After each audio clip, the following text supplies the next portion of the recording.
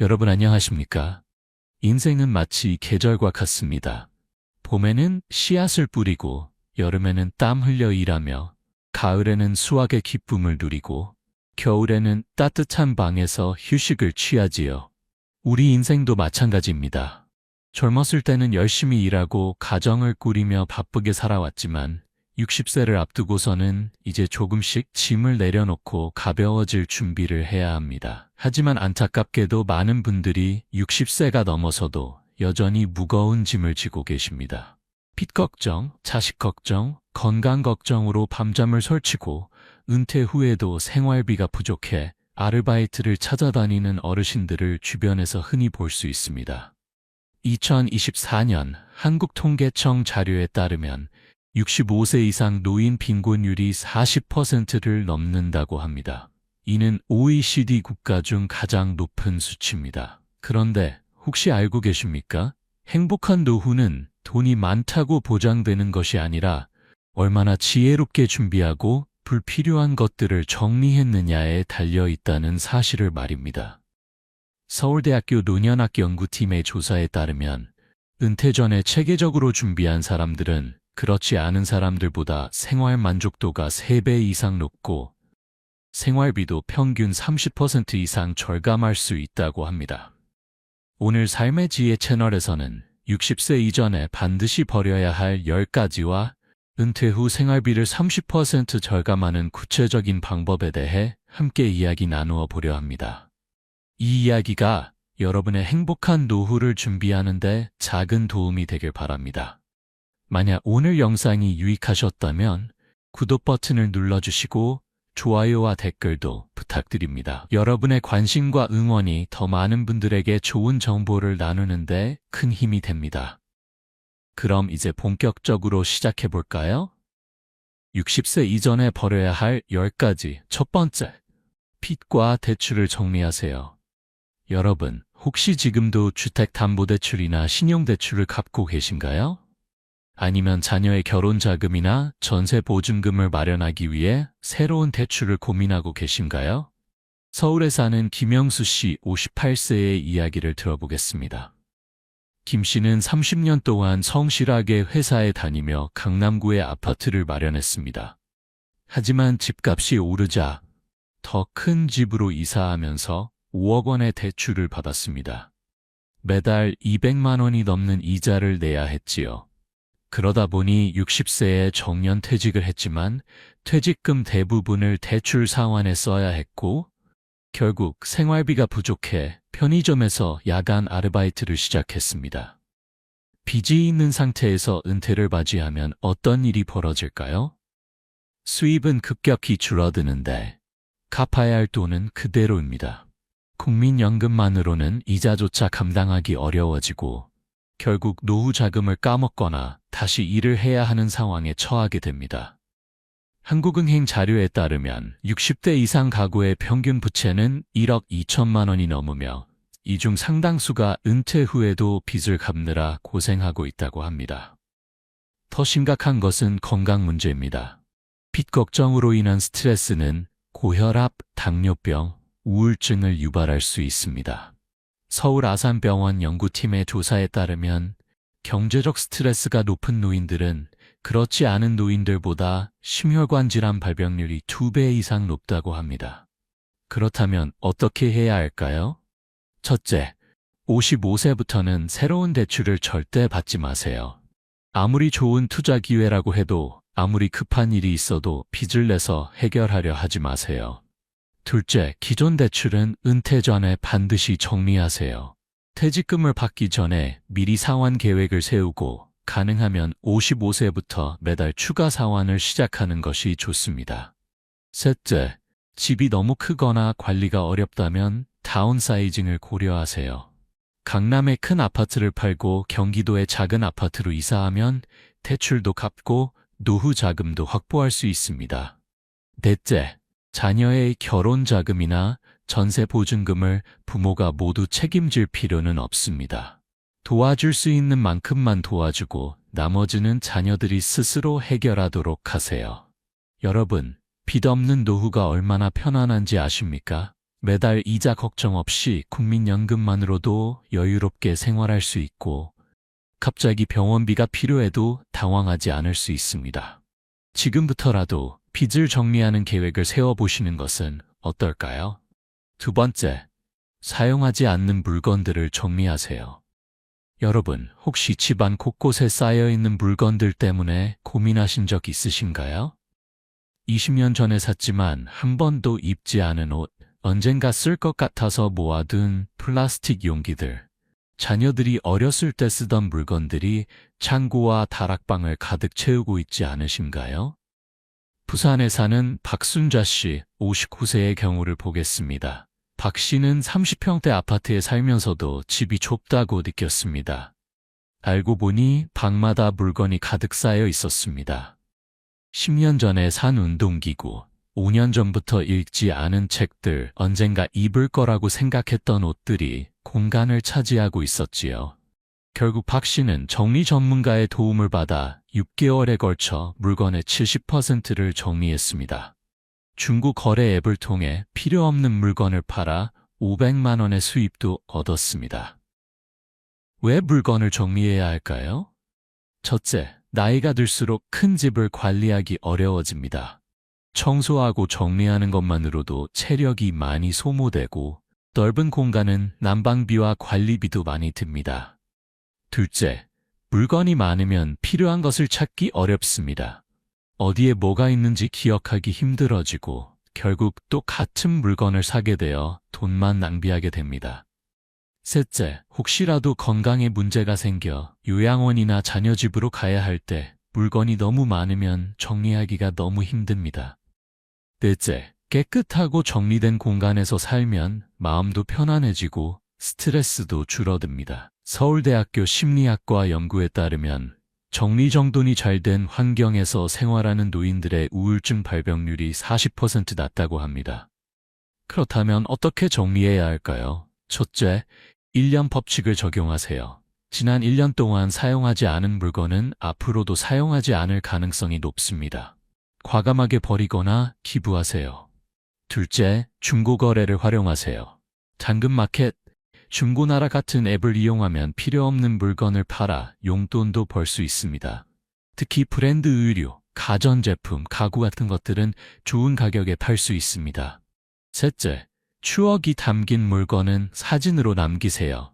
자녀들의 상장, 오래된 편지, 여행 기념품 등은 사진을 찍어 디지털로 보관하면 공간도 절약하고 추억도 간직할 수 있습니다.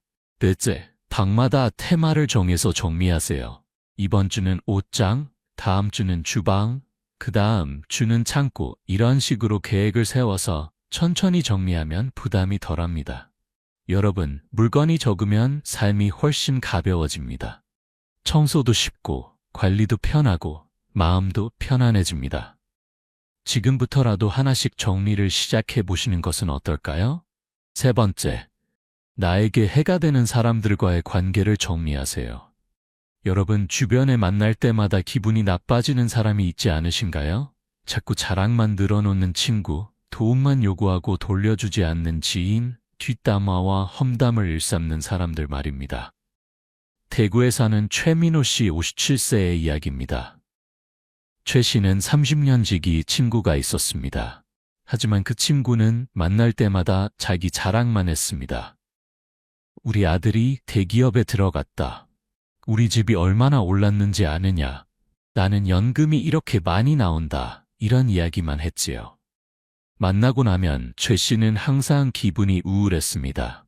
자신의 삶이 초라하게 느껴지고 자존감이 떨어졌습니다. 결국 최 씨는 그 친구와의 만남을 줄이기로 했고 대신 긍정적이고 따뜻한 새로운 친구들을 만나기 시작했습니다. 왜 부정적인 관계를 정리해야 할까요? 첫째, 나이가 들수록 스트레스는 건강에 직접적인 영향을 미칩니다. 고혈압, 당뇨병, 심장병 모두 스트레스와 관련이 있습니다. 삼성서울병원 연구에 따르면 만성적인 사회적 스트레스는 심혈관 질환 위험을 50% 이상 증가시킨다고 합니다. 둘째, 시간과 에너지가 제한적입니다. 60세 이후에는 건강도 예전 같지 않고 할 수 있는 활동도 줄어듭니다. 귀중한 시간을 부정적인 사람들과 보내기보다는 진심으로 나를 아끼는 사람들과 보내는 것이 훨씬 가치 있습니다. 셋째, 부정적인 사람들은 우리의 판단력을 흐리게 만듭니다. 잘못된 투자를 권유하거나 필요 없는 물건을 사게 만들거나 심지어 사기를 당하게 만들 수도 있습니다. 그렇다면 어떻게 해야 할까요? 첫째, 만나고 나서 기분을 체크해 보세요. 만날 때마다 피곤하고 우울하고 화가 난다면 그 관계를 다시 생각해 볼 필요가 있습니다. 둘째, 거리를 두세요. 완전히 인연을 끊을 필요는 없지만 만나는 횟수를 줄이거나 짧게 만나는 것도 방법입니다. 셋째, 명확한 경계를 설정하세요. 나는 돈을 빌려주지 않습니다. 나는 다른 사람 험담하는 것을 좋아하지 않습니다. 이렇게 분명하게 말하는 것이 중요합니다. 넷째, 새로운 긍정적인 관계를 만드세요. 동네 노인복지관, 문화센터, 교회나 절, 등산 동호회 등에서 나와 관심사가 비슷하고 긍정적인 사람들을 만날 수 있습니다. 여러분, 좋은 사람들과 함께하면 인생이 즐거워집니다. 웃음이 많아지고 활력이 생기고 세상이 아름답게 보입니다. 지금부터라도 나에게 긍정적인 영향을 주는 사람들과 더 많은 시간을 보내보시는 것은 어떨까요? 네 번째, 건강을 해치는 나쁜 습관을 버리세요. 여러분, 혹시 담배를 피우거나 술을 자주 드시나요?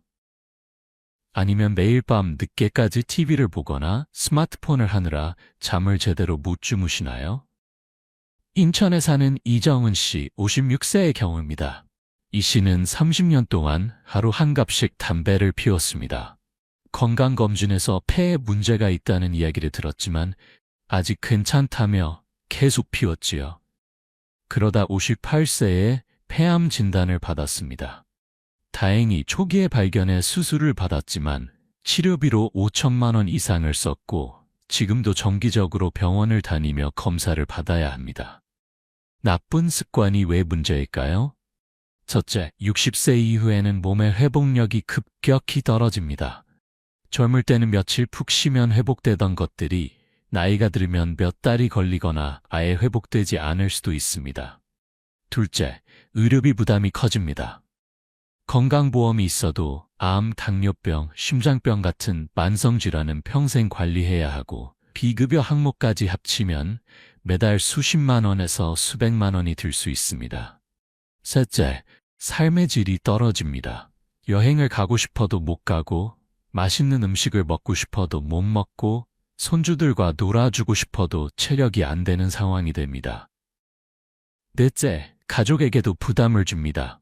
병원에 자주 다니면 자녀들이 모시고 다녀야 하고 간병이 필요하면 가족들의 시간과 에너지를 빼앗게 됩니다. 국민건강보험공단 자료에 따르면 흡연자는 비흡연자보다 폐암 발병률이 15배, 심근경색 발병률이 4배 높다고 합니다.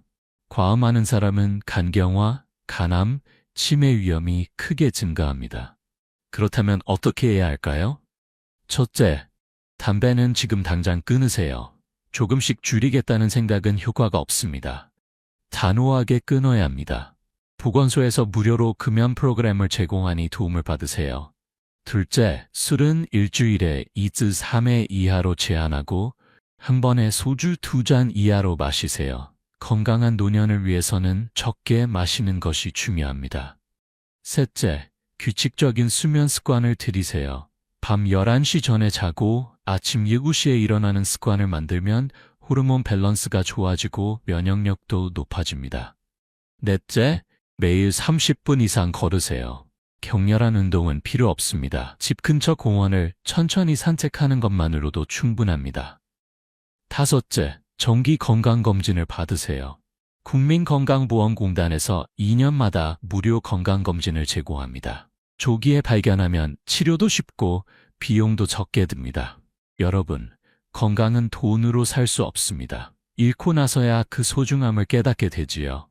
지금부터라도 나쁜 습관을 하나씩 고쳐나가 보시는 것은 어떨까요? 다섯 번째, 남의 시선과 평가에 대한 걱정을 버리세요. 여러분, 혹시 아직도 다른 사람들이 나를 어떻게 볼까 걱정하시나요? 자녀가 명문대에 못 갔다고, 내가 사는 집이 작다고, 내 차가 오래됐다고 부끄러워하시나요? 광주에 사는 김미숙 씨 58세의 이야기입니다. 김 씨는 평생 남의 시선을 의식하며 살았습니다. 명절 때마다 친척들 앞에서 좋은 모습을 보이려고 비싼 선물을 사고 자녀들에게 좋은 옷을 입히고 자신은 아껴 쓰면서도 남들 앞에서는 여유 있는 척 했습니다. 그러다 보니 저축은 제대로 못하고 은퇴를 앞두고 노후 자금이 부족하다는 것을 깨달았습니다. 그때 허세 부리지 않고 우리 형편대로 살았더라면 하는 후회가 밀려왔지요. 왜 남의 시선을 신경 쓰지 말아야 할까요? 첫째, 사람들은 생각보다 나에게 관심이 없습니다. 모두 자기 일로 바쁘고 자기 걱정으로 가득합니다. 내가 무엇을 입고 무엇을 타고 다니는지 아무도 신경 쓰지 않습니다. 둘째, 남의 평가에 맞춰 살면 내 인생을 살 수 없습니다. 내가 좋아하는 것, 내가 원하는 것보다 남들이 좋다고 하는 것만 쫓아가다 보면 정작 나는 행복하지 않습니다. 셋째, 경제적으로 큰 손해를 봅니다. 필요하지 않은 것을 사고 가고 싶지 않은 모임에 가서 돈을 쓰고 결국 노후 준비에 실패하게 됩니다. 넷째, 스트레스가 심해집니다. 서울대학교 심리학과 연구에 따르면 타인의 평가를 지나치게 의식하는 사람들은 불안장애와 우울증 발병률이 2배 이상 높다고 합니다. 그렇다면 어떻게 해야 할까요? 첫째, 나는 나대로 괜찮다는 생각을 가지세요. 남과 비교하지 말고 내가 가진 것에 감사하세요. 큰 집은 아니지만 따뜻한 집, 비싼 차는 아니지만 잘 달리는 차, 그것만으로도 충분합니다. 둘째, SNS 사용을 줄이세요. 요즘은 60대도 카카오 스토리, 페이스북을 많이 합니다. 하지만 SNS에는 좋은 모습만 올라갑니다. 남들의 화려한 일상을 보면서 내 삶을 비교하면 우울해질 수밖에 없습니다. 셋째, 내 기준으로 살기 시작하세요. 이 옷이 비싸서 좋은가? 아니면 내가 입어서 편한가? 이 모임에 가면 즐거운가? 아니면 의무감 때문인가? 이렇게 질문하면서 선택하세요. 넷째, 진정한 친구를 가까이 하세요.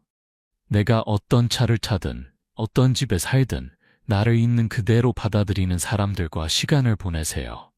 여러분, 60세가 넘으면 이제 남의 시선에서 자유로워질 때입니다. 내 인생의 주인공은 바로 나입니다. 지금부터라도 나를 위해 내가 원하는 대로 살아보시는 것은 어떨까요? 여섯 번째, 너무 큰 집에 대한 집착을 버리세요. 여러분, 혹시 자녀들이 다 독립했는데도 여전히 큰 집에서 사시나요? 방이 4-5개나 되는 아파트나 주택에 부부 둘이서만 사시는 분들 많으실 겁니다. 수원에 사는 박영철 씨 59세의 경우를 보겠습니다.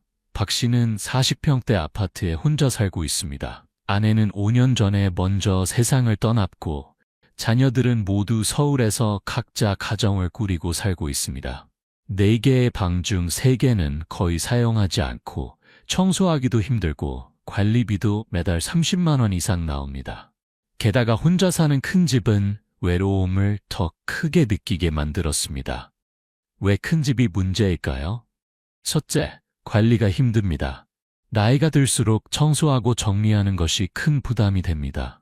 큰 집은 청소할 곳도 많고 계단이 있으면 오르내리기도 힘듭니다. 둘째, 비용이 많이 듭니다. 큰 집은 관리비, 난방비, 재산세가 모두 많이 나옵니다. 한국부동산원 자료에 따르면 40평대 아파트의 연간 관리비는 20평대보다 평균 200만 원 이상 많다고 합니다. 셋째, 자산이 부동산에 묶여 있으면 현금이 부족해집니다. 집값은 10억 원인데 통장 잔고는 몇백만 원밖에 없는 하우스 푸어 노인들이 많습니다. 넷째, 응급 상황에 대처하기 어렵습니다. 큰 집에서 혼자 살다가 넘어지거나 쓰러지면 도움을 받기까지 시간이 오래 걸릴 수 있습니다. 그렇다면 어떻게 해야 할까요?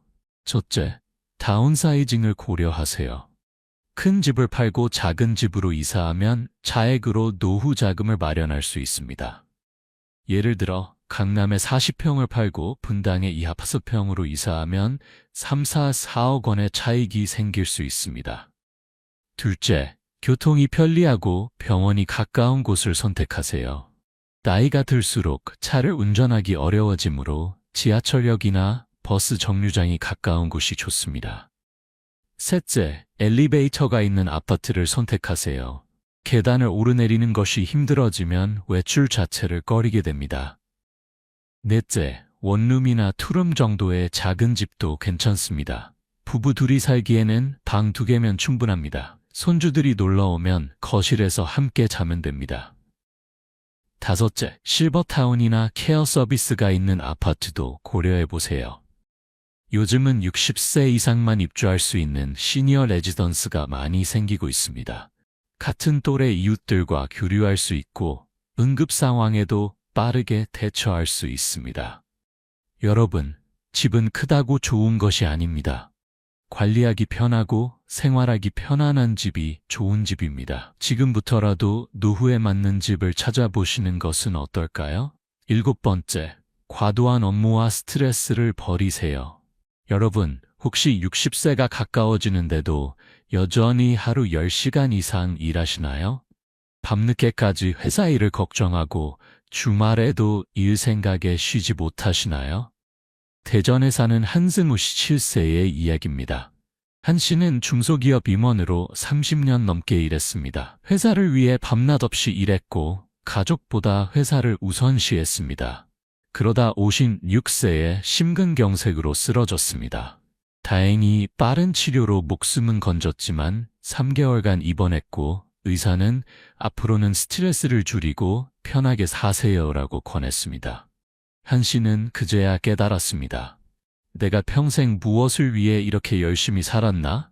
왜 과도한 업무가 문제일까요? 첫째, 건강을 해칩니다. 만성적인 스트레스는 고혈압, 당뇨병, 심장병의 주요 원인입니다.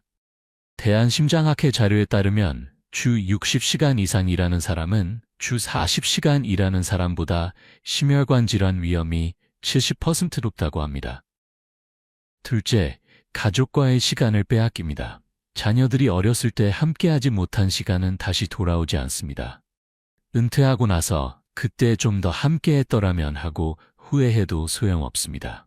셋째, 정작 은퇴하고 나면 허전함이 큽니다. 평생 일만 하다가 갑자기 할 일이 없어지면 무기력해지고 우울해질 수 있습니다. 넷째, 일 중독은 다른 중독만큼 위험합니다. 일을 하지 않으면 불안하고 쉬는 것을 죄책감으로 느끼게 됩니다. 그렇다면 어떻게 해야 할까요? 첫째, 55세부터는 서서히 업무량을 줄이세요.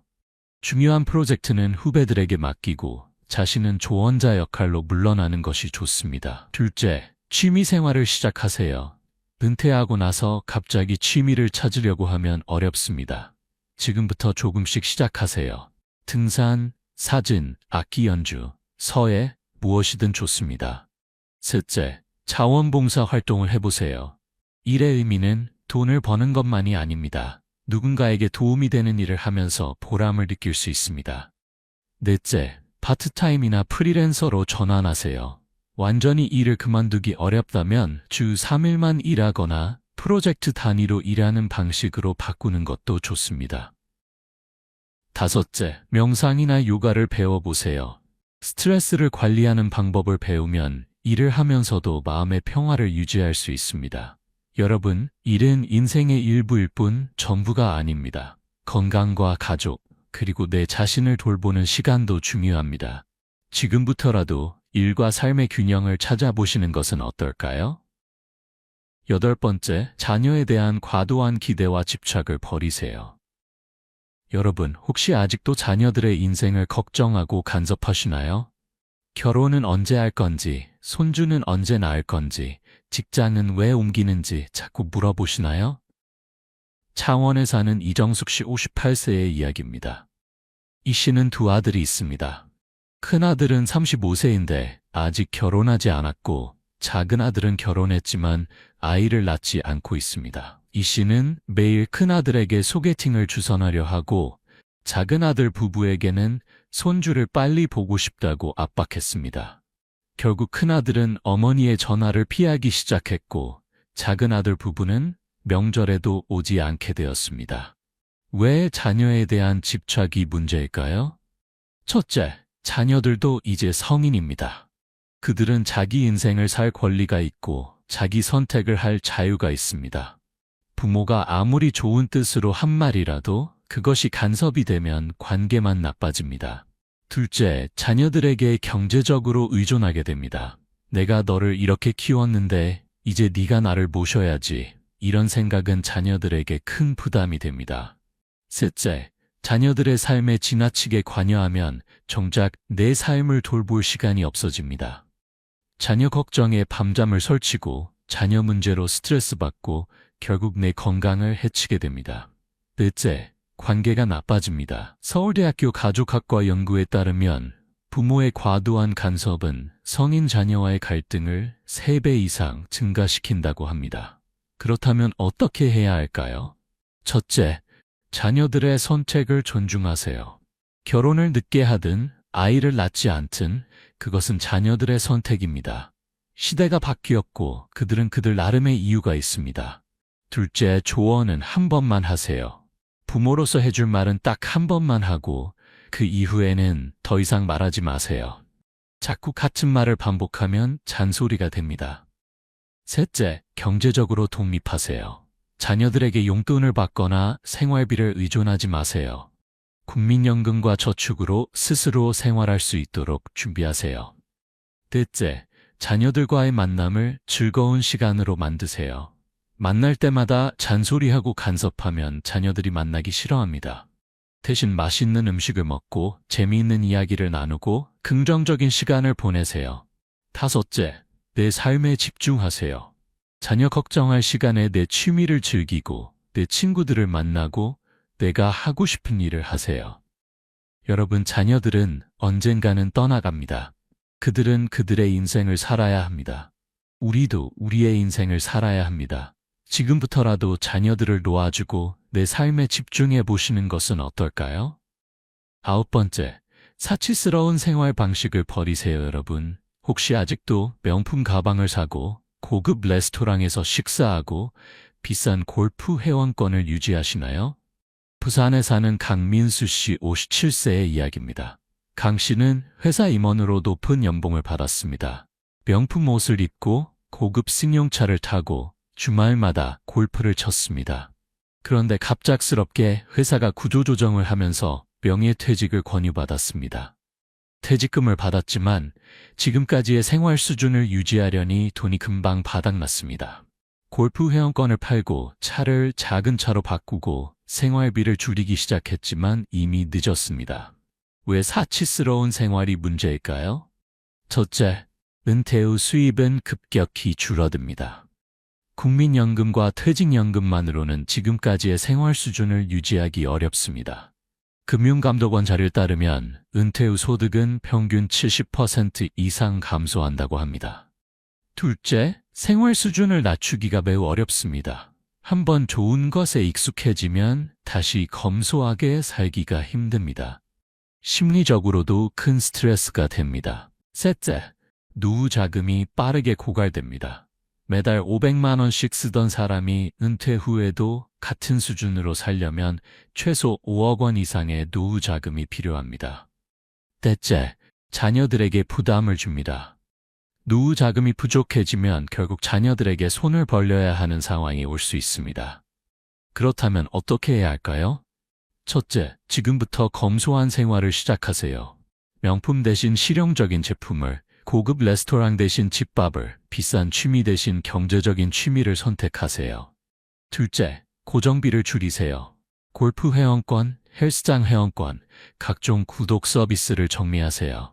정말 필요한 것만 남기고 나머지는 해지하세요. 셋째, 큰 차를 작은 차로 바꾸세요.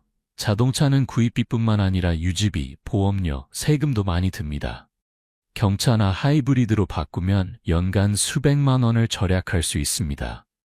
넷째, 외식을 줄이세요. 일주일에 서너 번 외식하던 것을 한두 번으로 줄이고 집에서 직접 요리해서 먹으면 훨씬 경제적입니다.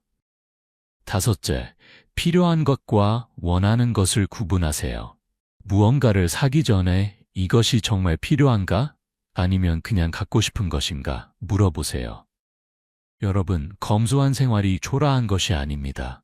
오히려 지혜로운 것입니다. 지금부터라도 불필요한 지출을 줄이고 노후를 위해 저축을 늘려보시는 것은 어떨까요? 10번째, 변화에 대한 두려움을 버리세요. 여러분, 혹시 나는 이제 나이가 많아서 새로운 것을 배울 수 없어. 지금까지 이렇게 살았는데 굳이 바꿀 필요가 있나? 이렇게 생각하시나요? 서울에 사는 조윤희 씨 5세의 이야기입니다. 조 씨는 평생 전업주부로 살았습니다. 은퇴를 앞두고 남편은 이제 여행도 다니고 새로운 것도 해보자고 했지만 조 씨는 두려웠습니다. 나는 그런 거 못해. 나는 집에 있는 게 편해. 이렇게 말하며 변화를 거부했습니다. 그러다 남편이 먼저 세상을 떠났고 조 씨는 혼자 남았습니다. 그제야 후회가 밀려왔습니다. 그때 남편 말대로 새로운 것을 시도해봤더라면 왜 변화를 받아들여야 할까요? 첫째, 세상은 빠르게 변하고 있습니다. 스마트폰, 키오스크, 온라인 뱅킹 등 디지털 기술을 모르면 일상생활이 불편해집니다. 요즘은 식당에서도 키오스크로 주문하고 병원 예약도 앱으로 해야 합니다. 둘째, 새로운 것을 배우면 뇌가 활성화됩니다. 서울대학교 의과대학 연구에 따르면 60세 이후에도 새로운 것을 배우는 사람들은 치매 발병률이 50% 낮다고 합니다. 셋째, 변화를 거부하면 고립됩니다. 자녀들과 소통하기 어렵고 친구들과도 멀어지고 결국 혼자 남게 됩니다. 넷째, 새로운 경험은 삶을 풍요롭게 만듭니다. 여행을 가거나 새로운 취미를 배우거나 새로운 사람들을 만나면 인생이 더 즐거워집니다. 그렇다면 어떻게 해야 할까요? 첫째, 스마트폰 사용법을 배우세요. 자녀들에게 도움을 요청하거나 동네 주민센터나 노인복지관에서 무료 스마트폰 교육을 받으세요. 둘째, 평생 배우는 자세를 가지세요. 나는 늙어서 못 배워가 아니라 천천히 배우면 돼, 이렇게 생각하세요. 셋째, 작은 것부터 시작하세요. 갑자기 큰 변화를 시도하면 부담스럽습니다. 먼저 카카오톡 사용법을 배우고 그 다음에 온라인 쇼핑을 배우고 점진적으로 확장하세요. 넷째, 새로운 취미를 시작하세요. 그림 그리기, 악기 배우기, 외국어 공부, 무엇이든 좋습니다. 서울시에서는 50+ 캠퍼스를 운영하며 다양한 강좌를 무료 또는 저렴하게 제공합니다. 다섯째, 여행을 가보세요.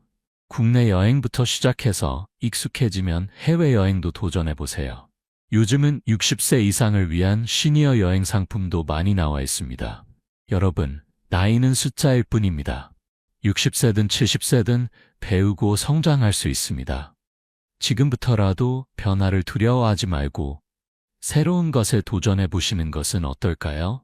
은퇴 후 생활비 30% 절감하는 구체적인 방법. 1. 주거비 줄이기. 월 평균 30만 원 절감. 여러분, 주거비는 은퇴 후 생활비의 가장 큰 부분을 차지합니다. 관리비, 난방비, 재산세 등을 합치면 상당한 금액이 나갑니다. 구체적인 방법. 첫째, 에너지 효율을 높이세요. 창문에 단열 필름을 붙이고 문풍지를 설치하고 LED 전구로 교체하면 전기세와 난방비를 20% 이상 절감할 수 있습니다.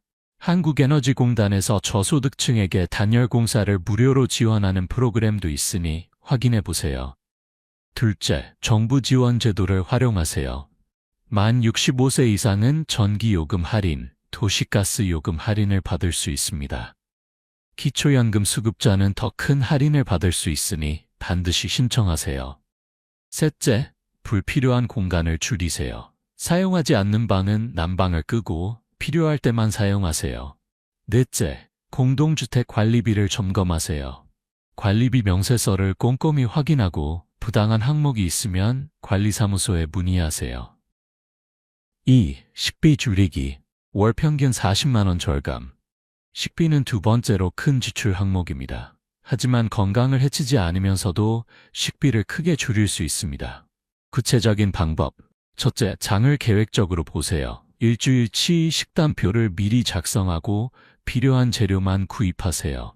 충동 구매를 하면 음식물 쓰레기가 늘어나고 돈만 낭비됩니다. 둘째, 전통시장을 이용하세요. 대형마트보다 24-30% 저렴하고 온누리 상품권을 사용하면 추가 할인도 받을 수 있습니다.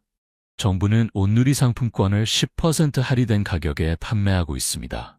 셋째, 제철 음식을 먹으세요. 제철 채소와 과일은 가격도 저렴하고 영양도 풍부합니다. 겨울에는 무와 배추, 봄에는 냉이와 달래, 여름에는 오이와 토마토, 가을에는 고구마와 밤을 드세요. 넷째, 외식을 줄이세요. 일주일에 3-4번 외식하던 것을 12번으로 줄이면 월 30만 원 이상 절약할 수 있습니다. 다섯째, 무료 급식소를 활용하세요. 각 구청과 복지관에서 65세 이상 어르신들에게 무료 또는 저렴한 가격에 식사를 제공합니다. 부끄러워하지 마세요. 이것은 우리의 세금으로 운영되는 복지 혜택입니다. 3. 교통비 줄이기. 월 평균 15만 원 절감. 교통비도 상당한 지출입니다. 특히 자가용을 운영하면 유류비, 보험료, 주차비 등이 많이 듭니다. 구체적인 방법. 첫째, 대중교통을 이용하세요. 만 65세 이상은 지하철이 무료입니다. 서울시는 버스도 무료이고 다른 지역도 할인 혜택이 있습니다. 둘째, 자동차를 처분하세요. 자동차는 구입비뿐만 아니라 보험료, 세금, 주차비, 유류비 등 연간 300만 원 이상의 비용이 듭니다. 필요할 때만 택시를 타거나 카쉐어링을 이용해도 훨씬 경제적입니다. 셋째, 경로 우대 혜택을 적극 활용하세요.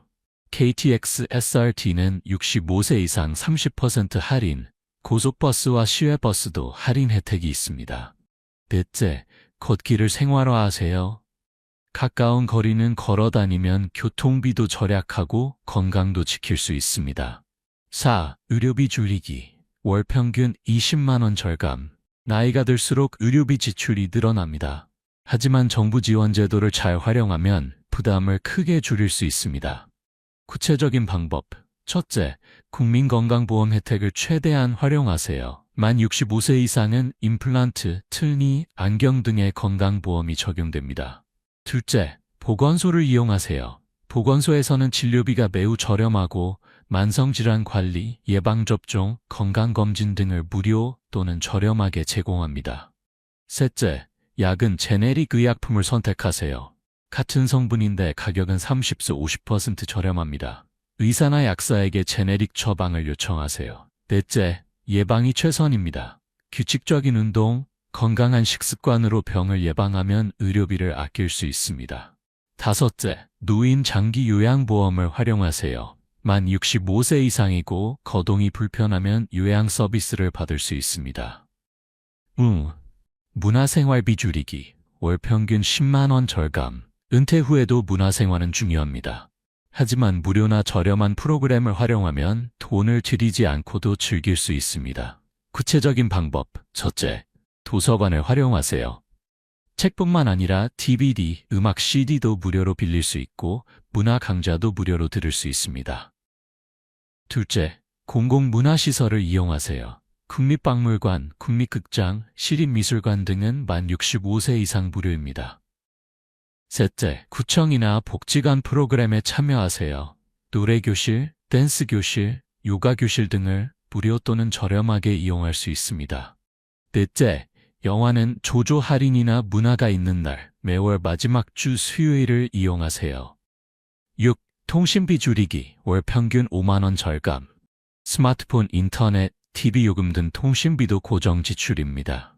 구체적인 방법. 첫째, 요금제를 점검하세요. 사용량에 맞는 저렴한 요금제로 변경하세요. 데이터를 많이 사용하지 않으면 알뜰폰으로 바꾸면 50% 이상 절약할 수 있습니다.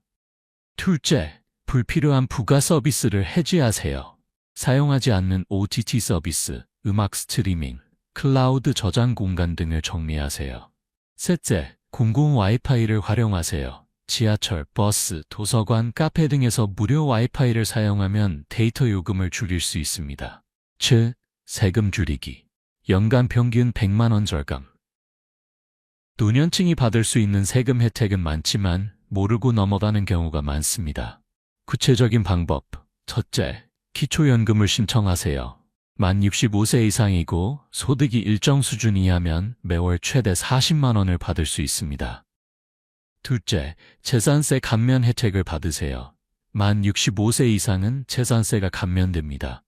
셋째, 종합소득세 신고 시 경로 우대회를 받으세요. 만 70세 이상은 추가 공제가 있습니다. 넷째, 의료비, 기부금은 연말정산 때 빠짐없이 공제받으세요. 8. 여가비 줄이기, 월 평균 20만 원 절감. 취미와 여가 생활은 중요하지만 돈을 많이 들이지 않고도 즐길 수 있습니다. 구체적인 방법. 첫째, 골프 대신 등산을 하세요. 골프는 1회에 10만 원 이상 들지만 등산은 무료입니다. 둘째, 헬스장 대신 공원 운동기구를 이용하세요. 요즘은 공원마다 훌륭한 운동기구가 설치되어 있습니다. 셋째, 동호회 활동을 하세요. 같은 취미를 가진 사람들과 함께하면 비용도 줄고 재미도 배가 됩니다. 넷째, 봉사활동을 하세요. 돈을 쓰지 않고도 보람을 느낄 수 있고 새로운 사람들도 만날 수 있습니다. 마무리, 지혜로운 준비가 행복한 노후를 만듭니다. 여러분, 우리가 지금까지 이야기한 것들을 다시 한번 돌아보겠습니다.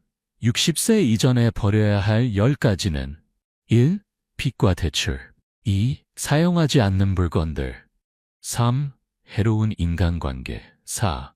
건강을 해치는 나쁜 습관 5. 남의 시선과 평가에 대한 걱정 6. 너무 큰 집에 대한 집착 과도한 업무와 스트레스 8. 자녀에 대한 과도한 기대 9. 사치스러운 생활 방식 10. 변화에 대한 두려움 그리고 생활비를 30% 절감하는 방법은 1. 주거비 줄이기 2. 식비 줄이기 3. 교통비 줄이기 5만 원 4. 의료비 줄이기 월 20만 원 5. 문화생활비 줄이기 10만 원 6. 통신비 줄이기 월 5만 원 7. 세금 줄이기 8. 여가비 줄이기 20만 원 모두 합하면 월 140만 원, 연간 1,780만 원을 절약할 수 있습니다. 이것은 평균 노인 생활비의 30% 이상에 해당하는 금액입니다. 중요한 것은 이러한 변화가 하루아침에 이루어지지 않는다는 것입니다. 지금부터 조금씩 준비하고 하나씩 실천해 나가야 합니다. 55세부터 시작하면 60세에 은퇴할 때 훨씬 여유로울 수 있습니다. 한국노인복지학회의 연구에 따르면 은퇴의 준비를 체계적으로 한 사람들은 그렇지 않은 사람들보다 생활 만족도가 3배 높고 우울증 발병률이 50% 낮으며 자녀들과의 관계도 훨씬 좋다고 합니다. 여러분, 행복한 노후는 우연히 찾아오는 것이 아닙니다. 지혜롭게 준비하고 불필요한 것을 과감히 버리고 진정으로 중요한 것에 집중할 때 만들어집니다. 건강한 몸, 평온한 마음, 따뜻한 관계, 적당한 경제력 이것이 있으면 충분합니다. 큰 집도 비싼 차도 명품 가방도 필요 없습니다. 아침에 건강하게 일어나고 맛있는 식사를 하고 사랑하는 사람들과 시간을 보내고 편안하게 잠들 수 있는 것, 이것이야말로 진정한 행복 아닐까요? 그러니 오늘부터라도 작은 변화를 시작해보세요. 오늘 하나, 내일 하나, 모레 하나씩 버리고 정리하다 보면 어느새 가벼워진 내 모습을 발견할 수 있을 것입니다. 마지막으로 이 영상이 조금이라도 도움이 되셨다면 삶의 지혜 채널을 구독해주세요. 여러분의 관심과 응원이 더 많은 분들에게 건강하고 행복한 노후를 준비하는 데 큰 힘이 됩니다. 좋아요와 댓글도 남겨주시면 여러분의 생각을 듣고 함께 이야기 나누는 기회가 될 것입니다. 그럼 앞으로도 건강하고 행복한 나날 보내시길 바랍니다. 다음 영상에서 다시 뵙겠습니다. 감사합니다.